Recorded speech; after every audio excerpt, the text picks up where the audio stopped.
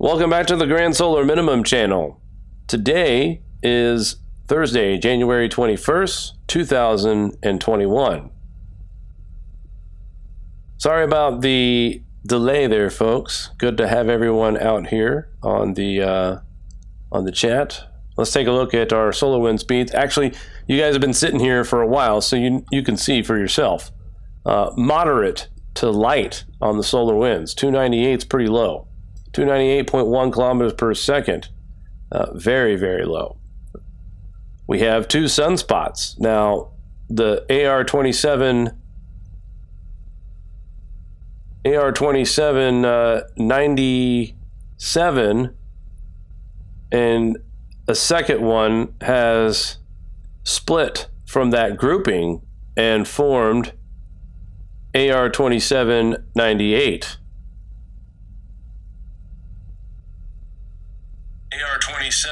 All right, just had to make sure there.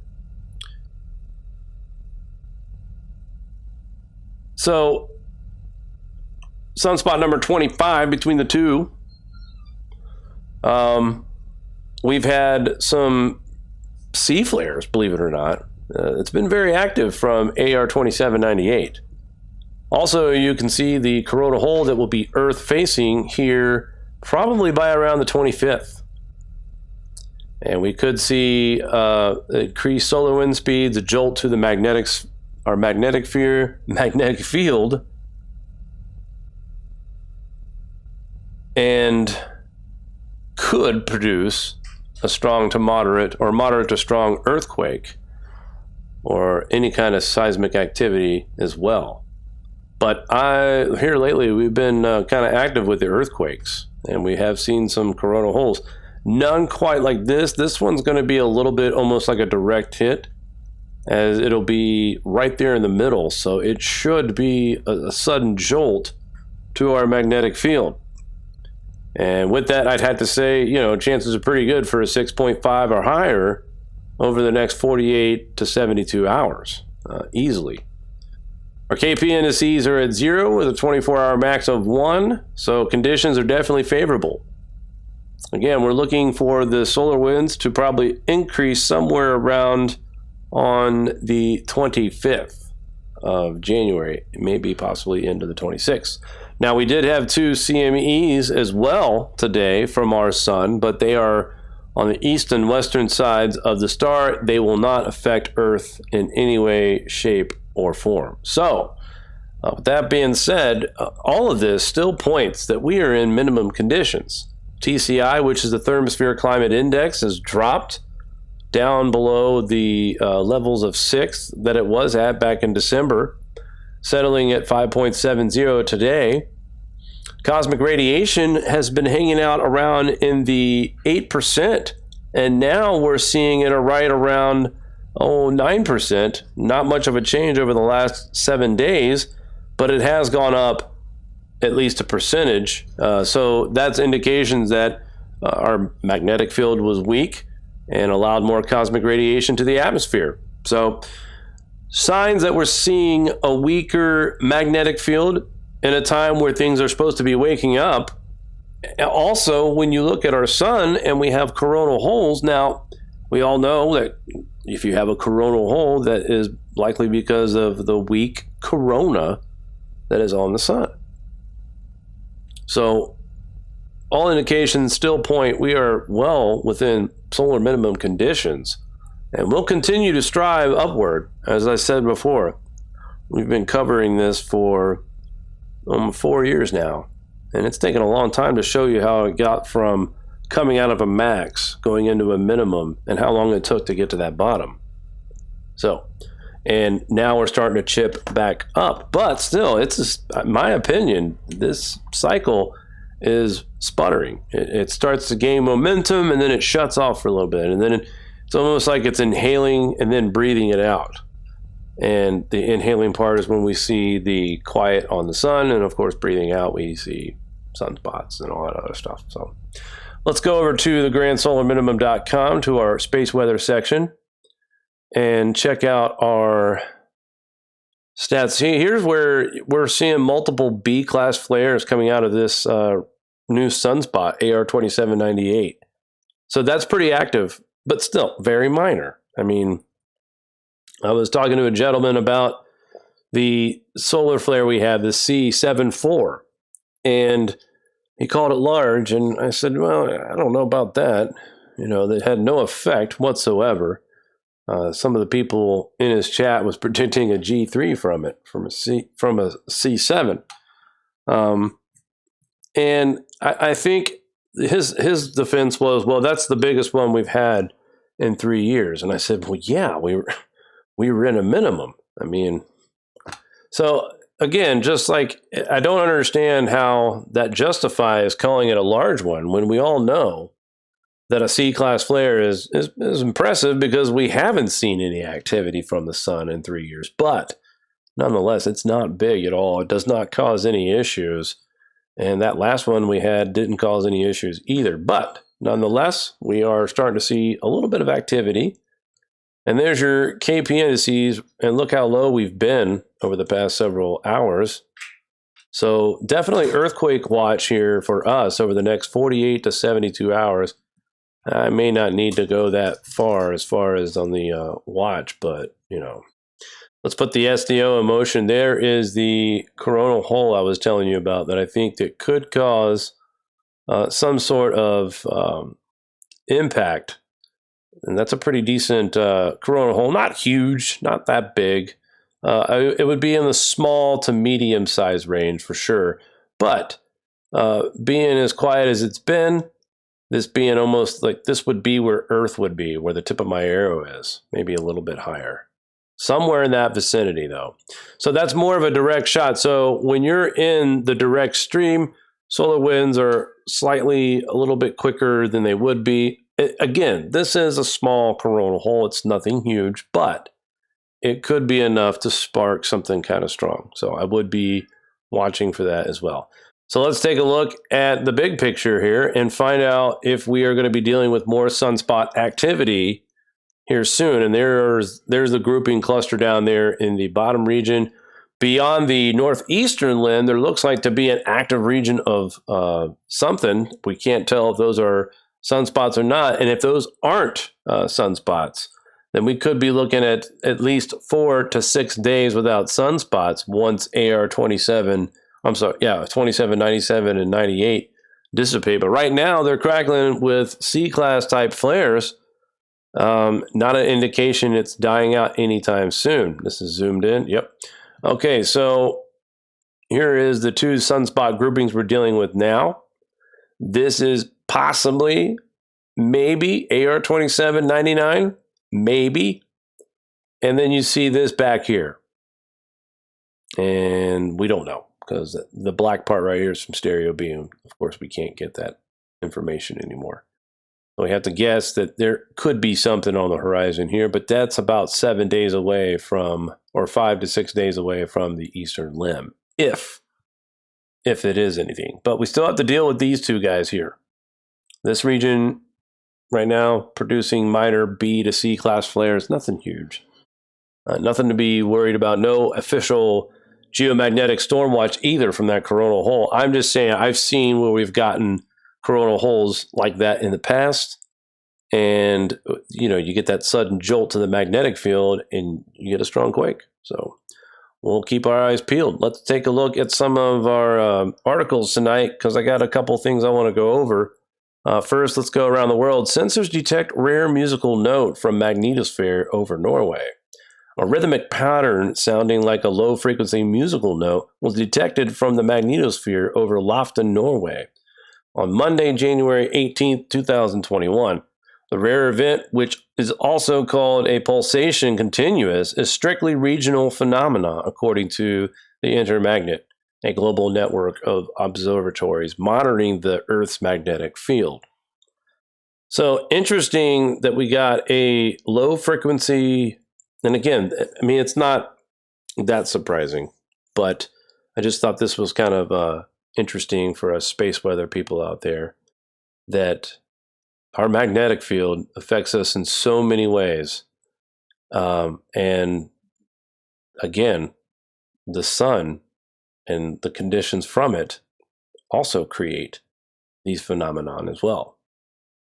And tonight you'll know towards the end here that the sun drives everything.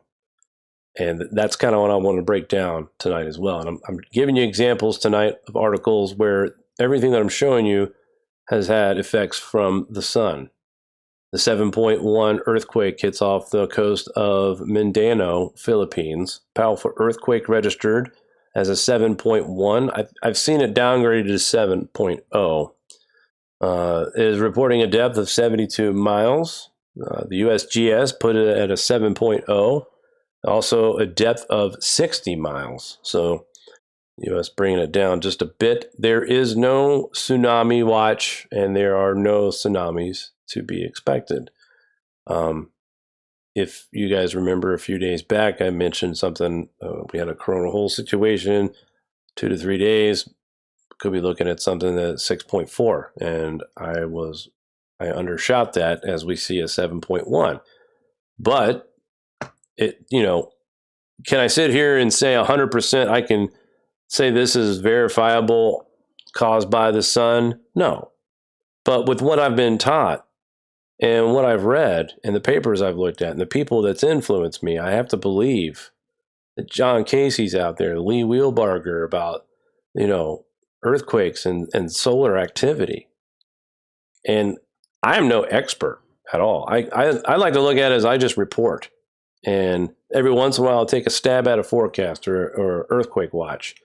But only because it's what I've been taught. And it's a coincidence, if anything. It's a pretty strong coincidence. But I'd like to say it is science-driven. And then we had a 6.4, very strong, in San Juan, Argentina. And this was back on January 19th. The 6.4 hit around 2:46 UTC. AGC is reporting a depth of 12.4 miles.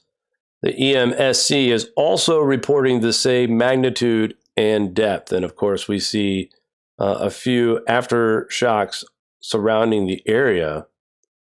Let's see if we can find out.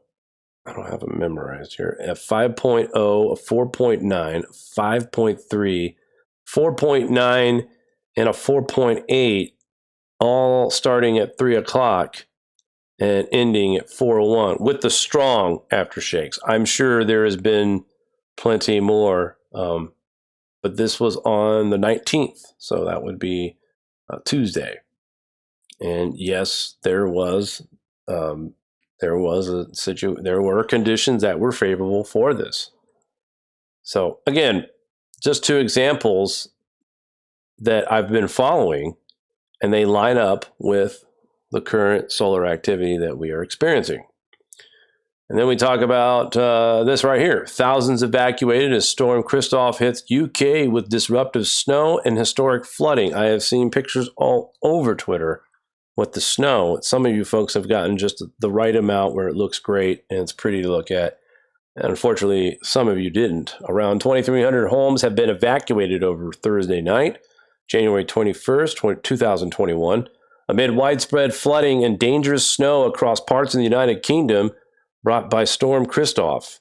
The storm prompted more than 200 flood warnings, with 5 of them severe, and has pushed River Dee to its highest level water gauge since the water gauge was installed back in 1996. Storm Kristoff brought some heavy rain and at times record-breaking rain. Parts of the UK over the past 2 days, according to data provided by the UK Met Office. Provisional figures show that Hoyster in Cumbria received 4.87 inches of rainfall on Tuesday, a new daily rainfall record for this winter and 2021. However, it was short of England's all-time January daily rainfall record of 7.1 inches of rain, and that was set back on 2005, which was right before we started heading into our minimum part of the cycle. Provisional figures also show the 19th was the wettest January day since 1954, where Rochdale, where they received around 1.84 inches of rain, as well as Preston, they got 1.71 inches, and Stonyhurst, Lancashire, sorry if I mispronounced these, 1.72. So not a lot of storms that I've had to report on this year from that area, and thankfully, because I know a lot of folks that reside that way, so hopefully you folks are safe out there. But again, we are looking at record-breaking rainfall events, and I didn't start noticing 7 inches of rain in one day until the last 4 years. And it makes sense when you know about cloud nucleation and what cosmic radiation does to the atmosphere, how it interacts with already natural particulates in our atmosphere.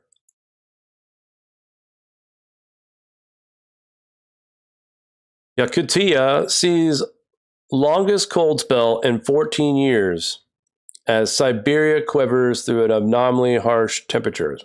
Now, the reason why I want to report this, it's always cold here, right? But I've seen so many people on Twitter and other social media platforms just lambasting, saying how warm it is in Siberia. But just because it's warm in some parts, I mean, check this out.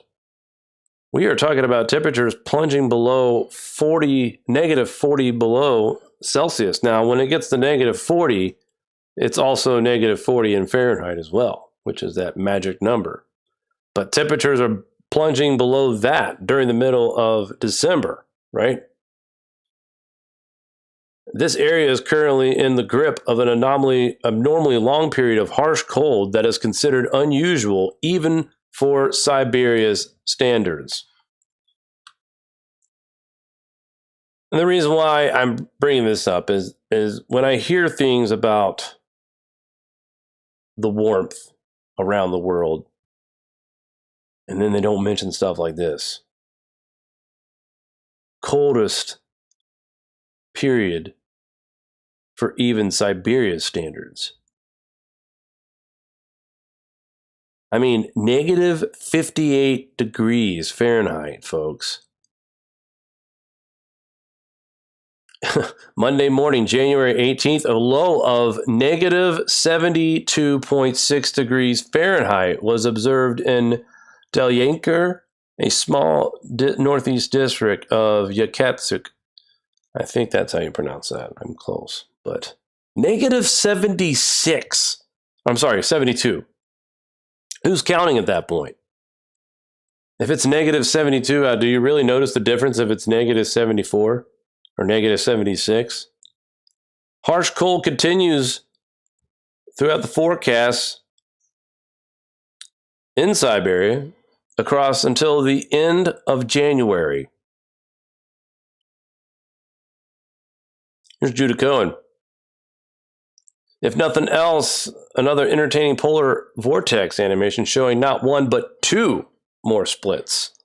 First with major daughter vortex in Asia and a minor one in the US, then a second split with major vortex over Canada and the minor one over Asia. Excuse me, I am compensating for last winter. So we've got several bouts of more cold on the way here in the Northern Hemisphere. I saw Weather Channel's February through April temperature prediction, and wow. I mean, they've got most of the country above average all winter. You would think there's no cold air coming or anything. Good Lord. But yeah, so negative 72.6 degrees. Yikes. Global warming did it. I know. Heavy snowfall causes a massive pileup, 130 vehicles in northeast Japan. My God, how many stories have we reported on in the last few days about Japan? At least one person died while 10 others sustained injuries as a heavy snowfall blanketed wide areas of northeast Japan, resulting in a multi-vehicle accident on Tuesday, January 19th, 2021. 130 vehicles and 200 people were involved in the pileup on Tuesday around noon on the Tohoku Expressway in Osaka. The maximum wind speed was around 62 miles an hour recorded in the area around the same time of the incident. So can you imagine?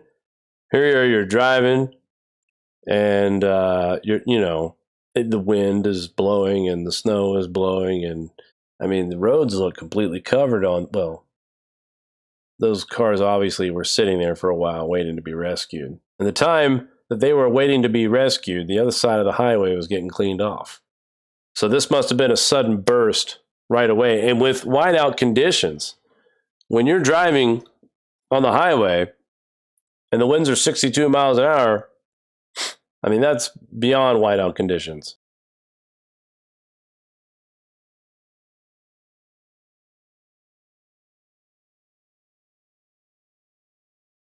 Again, Japan has seen some very, very heavy snow. And, well, you know what? I think I'll wait until, I'll wait.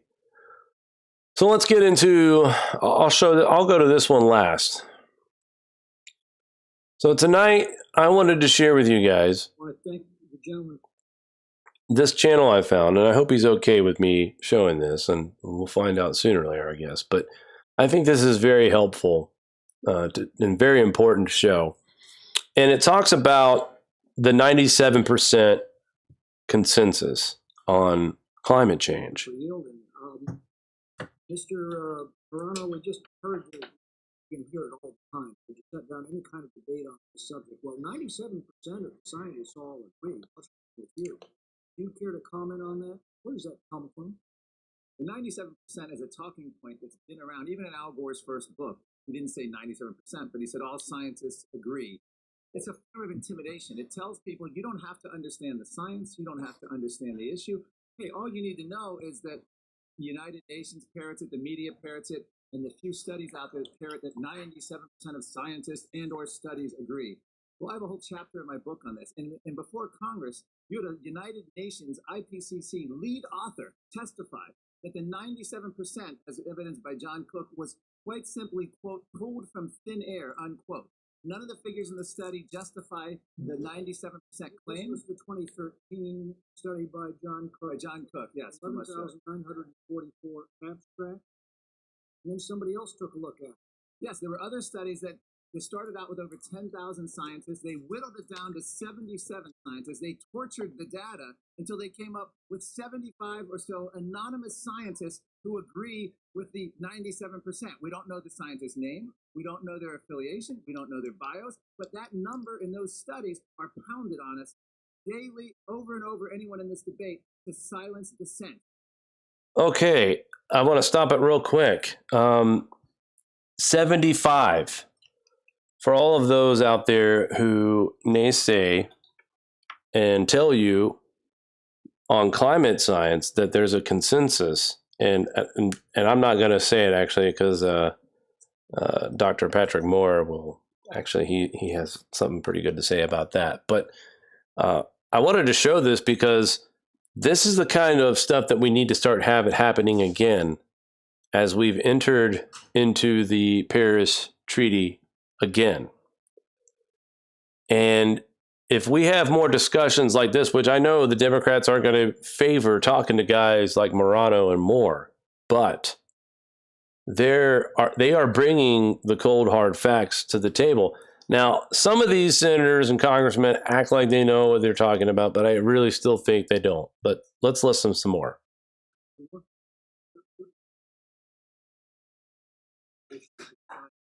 Not a scientist. Consensus is not a scientist. You hear that? It is a political word that has to do with majorities in democracies and with policies that are voted on. That's what I was going to say. Science is meaningless. And that is a fact. Because people like Galileo, Mendel, Darwin, Einstein, Velikovsky, and many others fought against false consensus or false majority for all their lives in many cases till they died, even though they had the truth. Consensus is not allowed to be used in scientific discussions. It has no meaning whatsoever other than that there is a herd mentality of something. That is such an important statement by Dr. Moore. I seriously, and that was what I was going to say, is that you're not a scientist if you use the word consensus in your work. Absolutely, 100%. And it's not just because, you know, they want to say it because it helps the cooling community look better. You heard Morano. It started off with 10,000 scientists, then they whittled it down about 3,000, then they got it down to 75, which, from what I understand, they harassed and wouldn't leave them alone until they signed this damn letter. 75. That's not a consensus of scientists. It has to be independently verifiable. The data be out there and be verifiable by anyone who is looking at it. And in the case of the Cook report, independent verification found only 0.3% of those 11,944 abstracts and 1.6% of the smaller sample that included those papers expressing no opinion endorsed man-made global warming. So Yes, there 7% consensus is intensive. there is a difference between consensus or a majority of people agreeing on a certain thing. Which gets me back to the principal question that brings us all here today. Where's the scientific report? We don't have it. We have a summary written by a politician. We don't have the actual report, so we can't begin to independently verify. Is that science? You are correct. The key distinction that Did you hear that? They don't have the report. has to be made here is the difference between a fact and a policy. It is facts that inform policy. Policy is an opinion. It is a decision that is made based hopefully on good facts.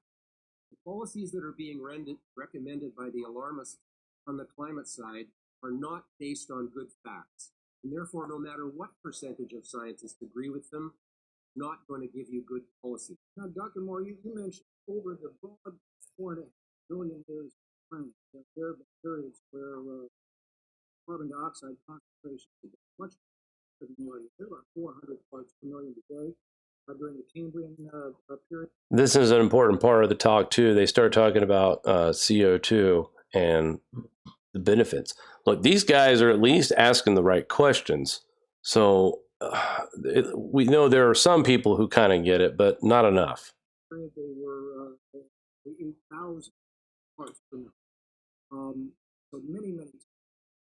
And you testified that scientists conclude that the concentration of carbon dioxide in the atmosphere have been declining over those millennia to the point where we reached the modern era of the lowest concentration we've recorded. You said it got down to as low as 80 parts per million. What happens at 150? At 150 parts per million carbon dioxide in the atmosphere, plants die. They don't just need carbon dioxide to survive. They need a certain level of it, just like we need a certain level of oxygen to survive. What do growers use as an enriched atmosphere for plant growth in their greenhouse? Virtually all commercial greenhouse growers enrich the atmosphere in their greenhouse with between 800 and 1,200, in other words, 2 to 3 times the level in the global atmosphere today, in order to get 20 to 60% increase in growth. And indeed, this is happening globally as we have increased CO2 from 280 to 410 parts per million. The greening of the Earth is occurring. NASA has it on their website.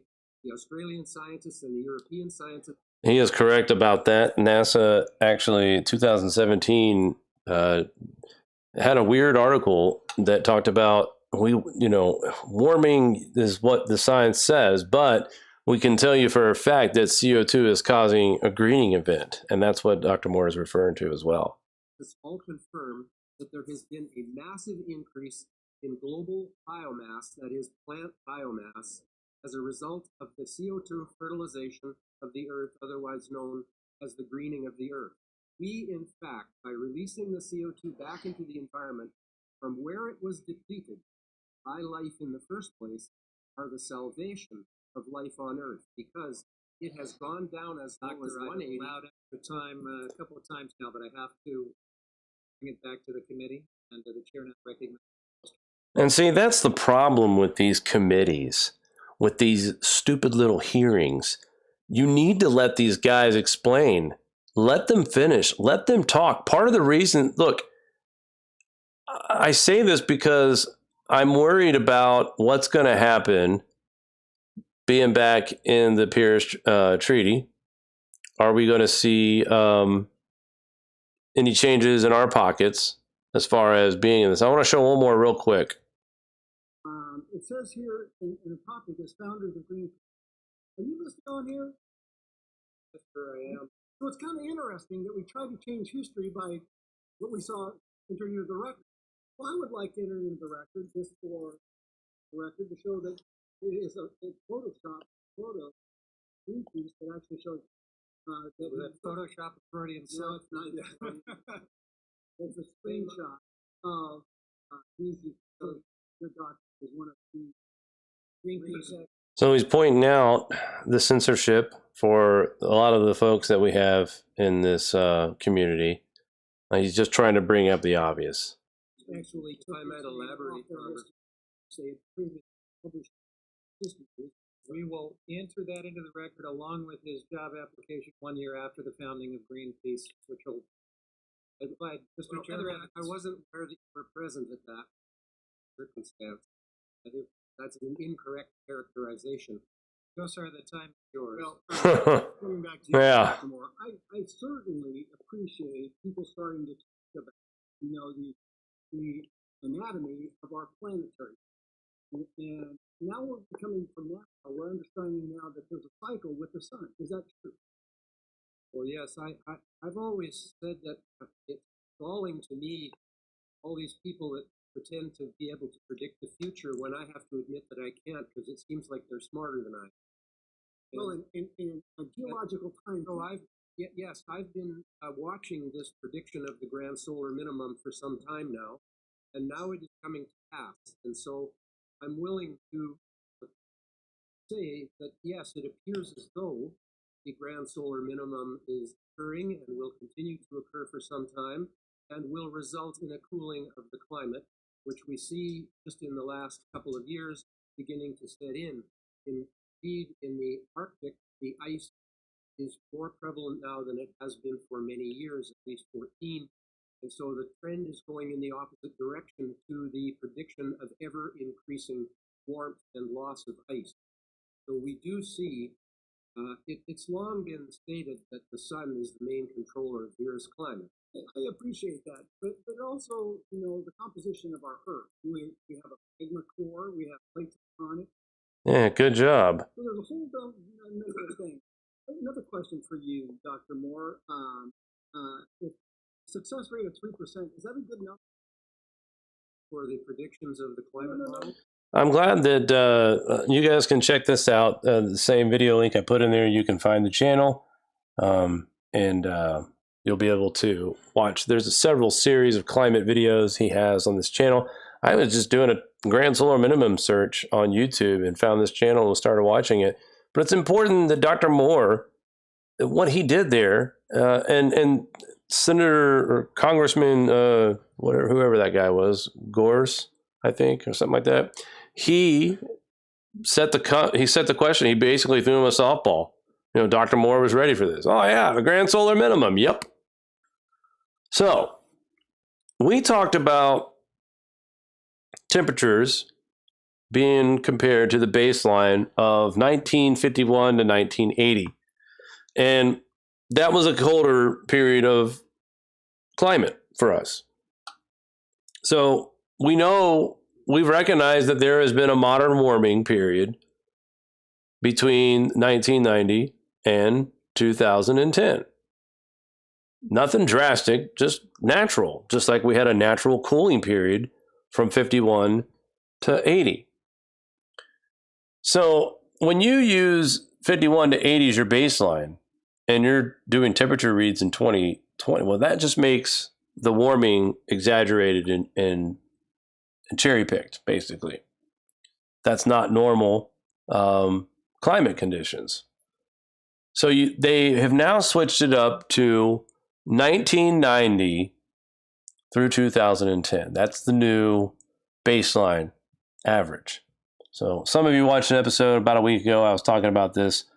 But now, and here's what's so funny about this, is that, this video was out in 2019. Okay, grand solar minimum was starting to get a pretty hot topic. And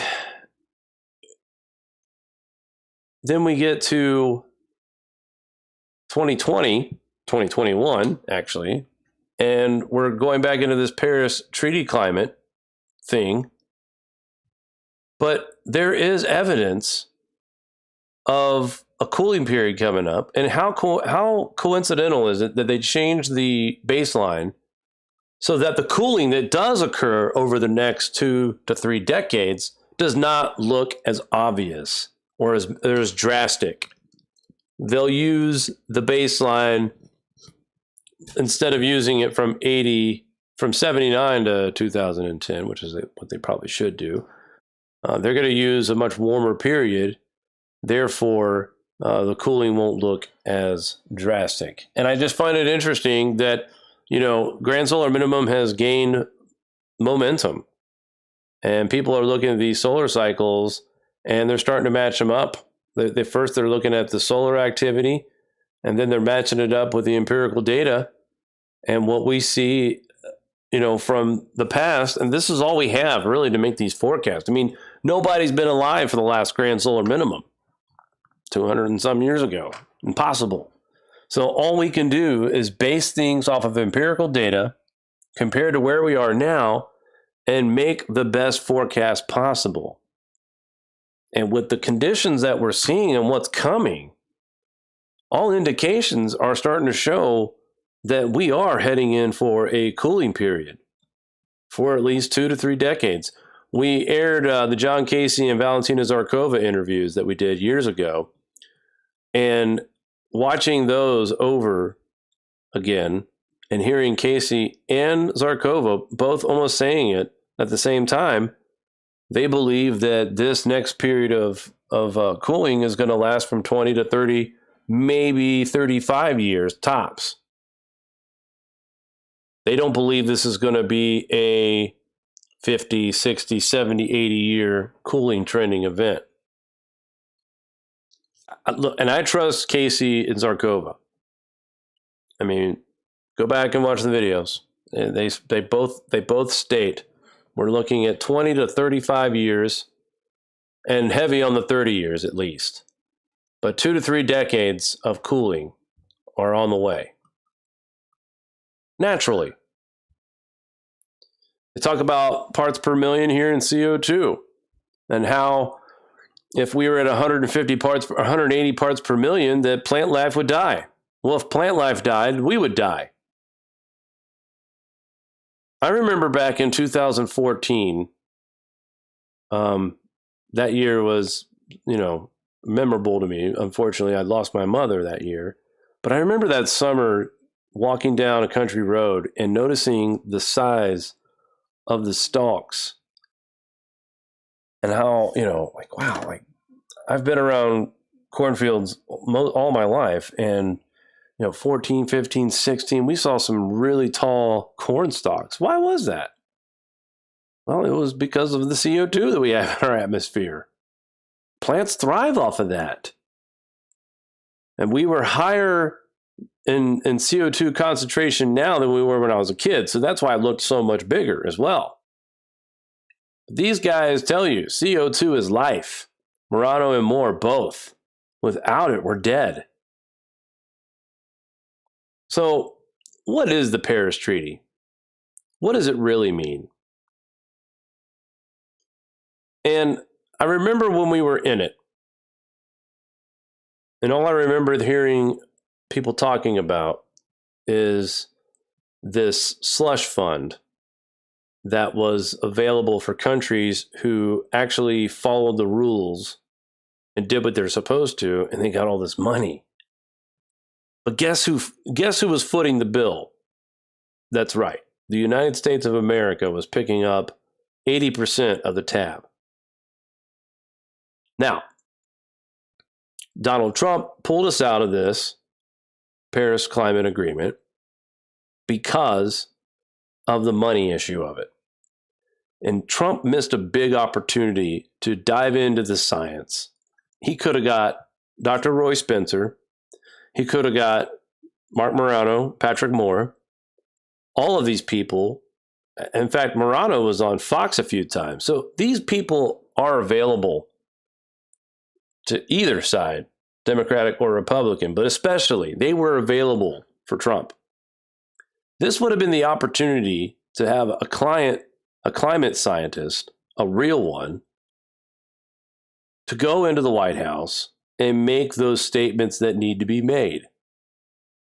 Look, we're showing a much different picture, folks.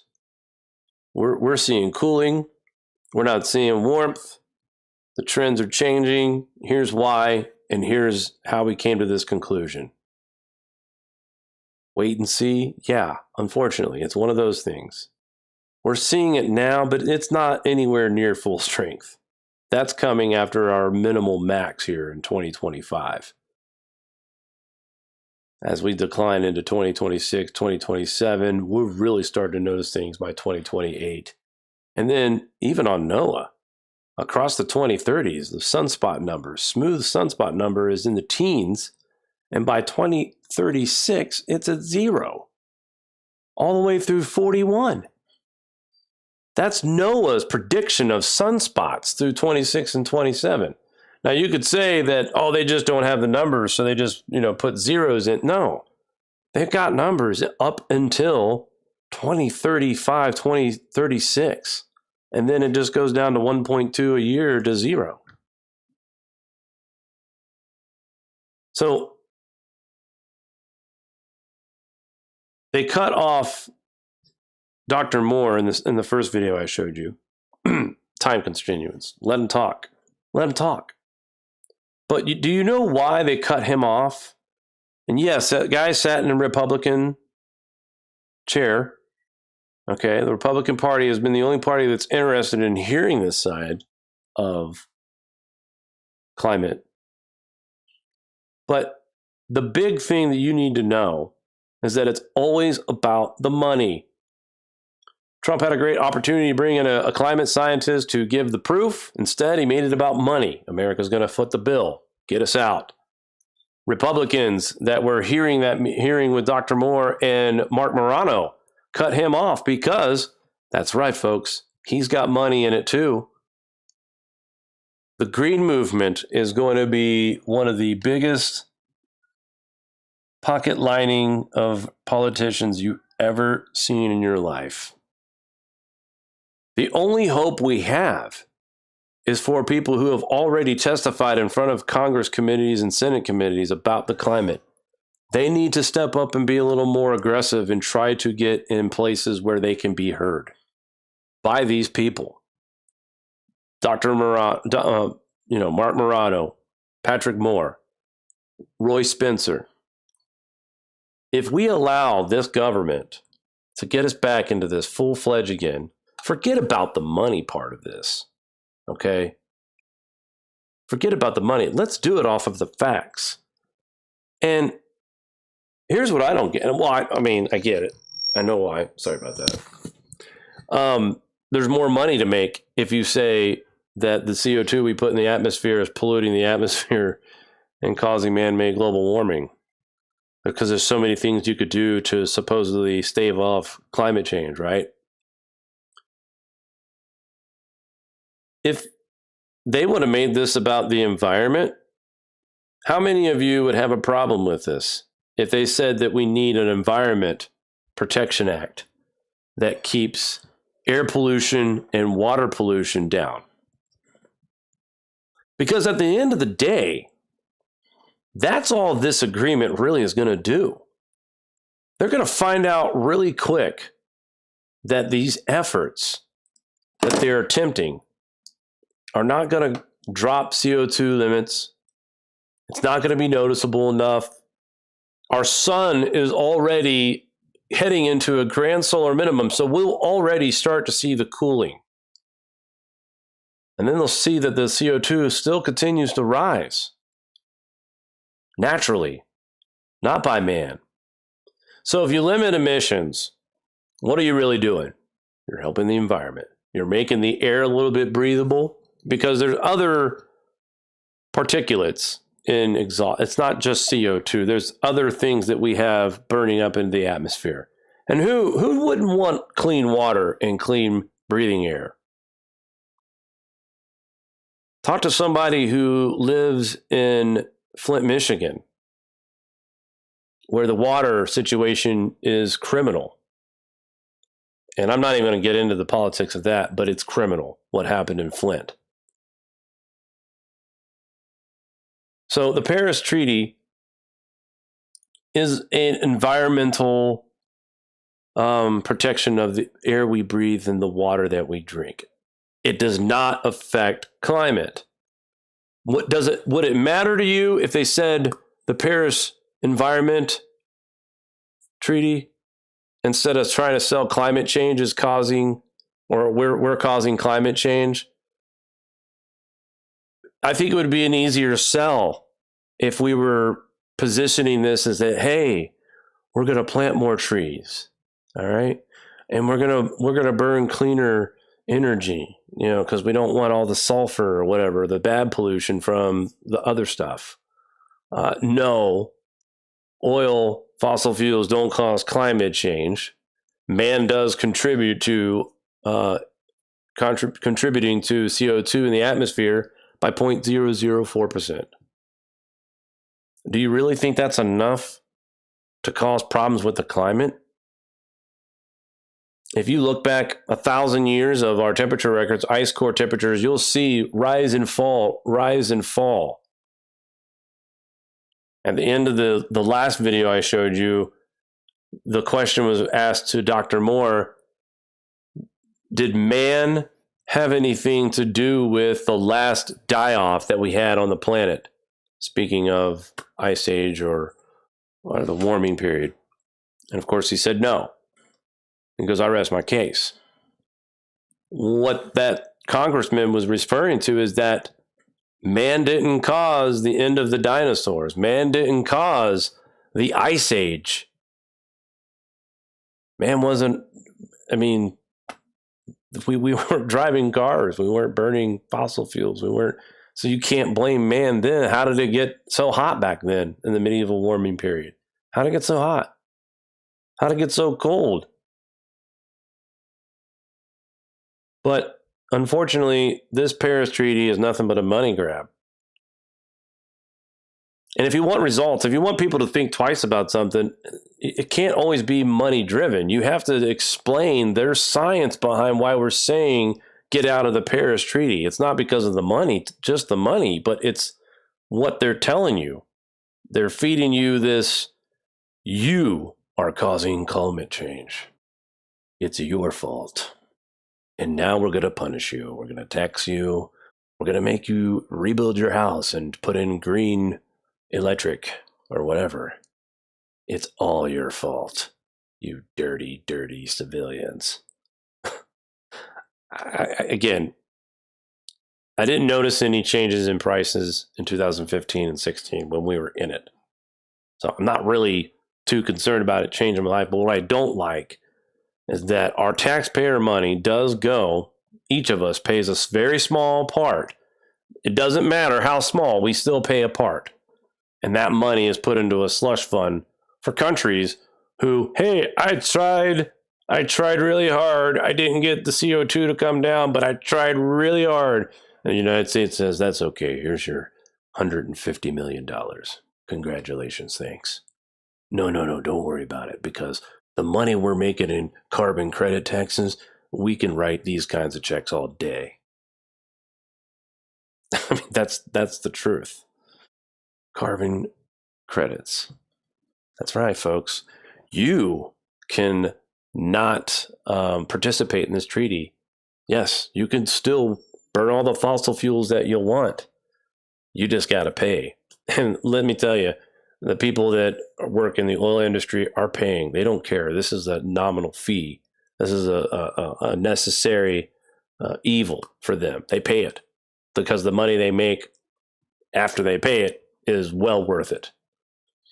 So you want change in the climate, you want something to be done about it, then the folks that are pushing this treaty should turn around and look at these countries that accept billions of money in taxes to let them burn whatever they want when the rest of the country and the rest of the world has to abide by an agreement that, I bet you if they did this by a vote, a global vote, how many people would even vote to be in this? It'd be different in every region of the world. That's the way they should go about it. Hey, instead of letting our leaders, which not everybody picked, make the decision on what our tax dollars are going to fight an imaginary battle. I mean, sorry. It's just, that's the truth of the matter, is that this is nothing but a big money grabbing scheme. And that's why you saw that Republican chairman cut off Dr. Moore at the end of that video, because there was too much truth coming out. And that might hurt his stocks that he has that's involved with man-made global warming.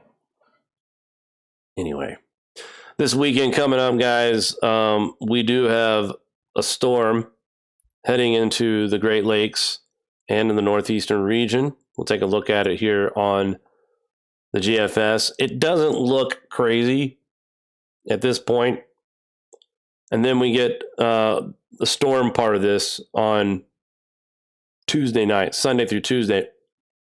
Right now, the GFS is focused on areas of parts of, boy, if you live Dayton and northward, you'll get this storm. But if you live areas of Beaver Creek, Kettering, Centerville, and Southwest Ohio, you guys are going to miss this altogether. But the storm of this is probably coming by the late weekend, early beginning of the week. Ice will be involved. Let's go ahead and rush over to the GFS and take a quick look. See. Good, that's the 18Z. I was just making sure. No? Yes. All right, so let's take a look at our... I'm moving everything around. I'm trying to get the t-shirt. I had a viewer say that the t-shirt was blocking part of the state, so I don't want to block. All right, here we go. So this is tomorrow, January 22nd, which is my birthday. Will I get some snow? It doesn't look like much for me, anyway. Maybe some light snow, an inch possible. Saturday clears up. Northeast is going to see off and on lake effect snow showers for the next several days. They're not going to amount to very much, though. More snow across the four corner states, Utah, Colorado, New Mexico, northern parts of New Mexico, and parts of, looks like Arizona as well, in the higher elevations.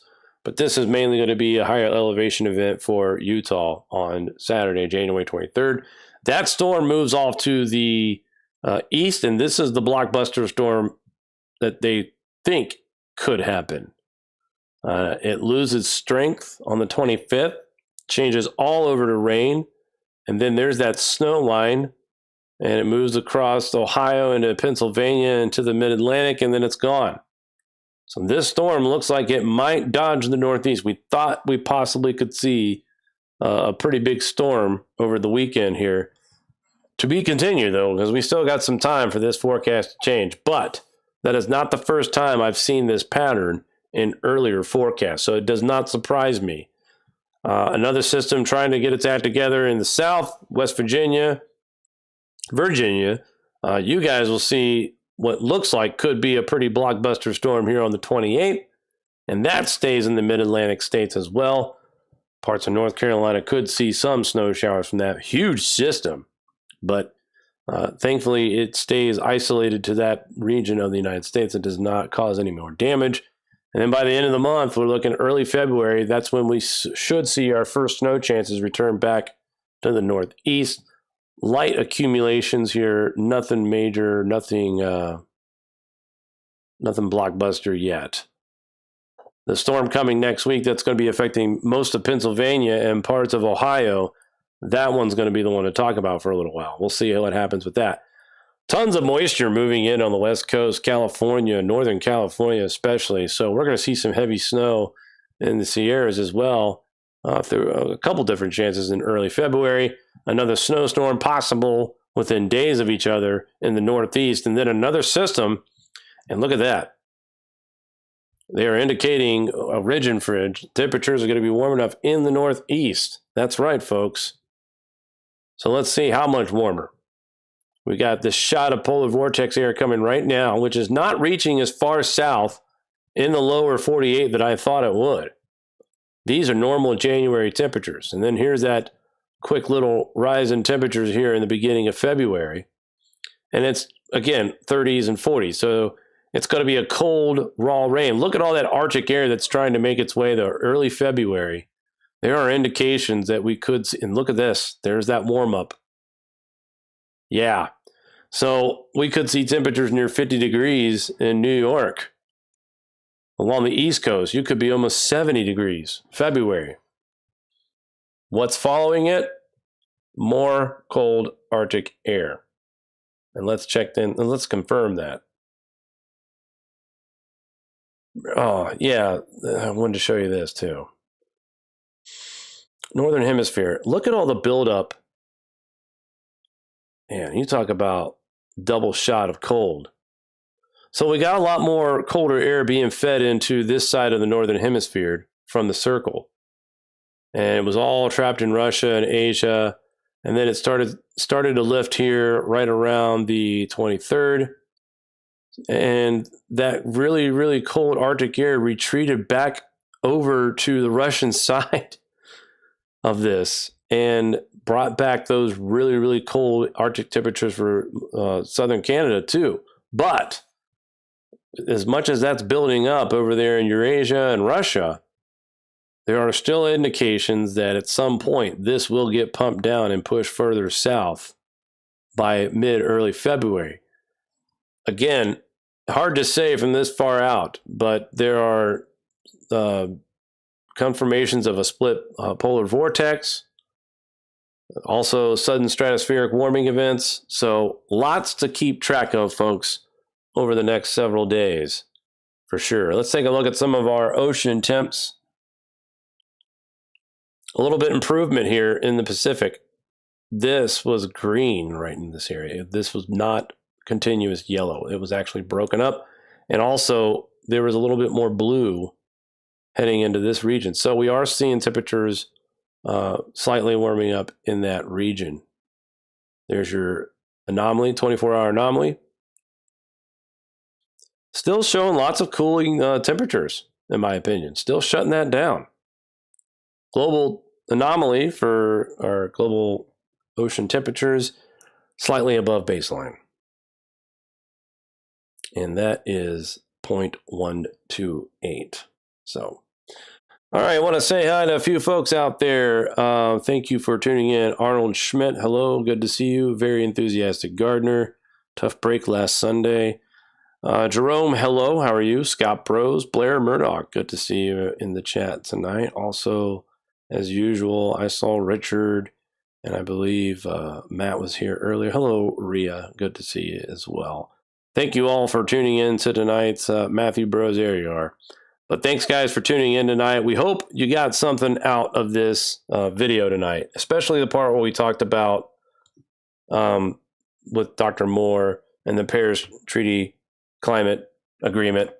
We all know that it's not going to change anything when it comes to the climate, but it's a sure good moneymaker, and that's why it continues to be one of the biggest lies out there. And it won't die anytime soon until this cold smacks you right in the face. But when you change the baseline to match the period to make the cooling look smaller, people don't get worried. Well, we're still, we might be cooling a little bit, but it's not enough to stave off the future warming. That'll be their next defense. So, all right, guys, I hope everyone has a good night and take care out there. We will talk soon, guys. Take care. Do you like this show? Give us a thumbs up. Want to support us more? Share to your favorite social media platform. Buy a t-shirt or become a Patreon. All links are in the description below.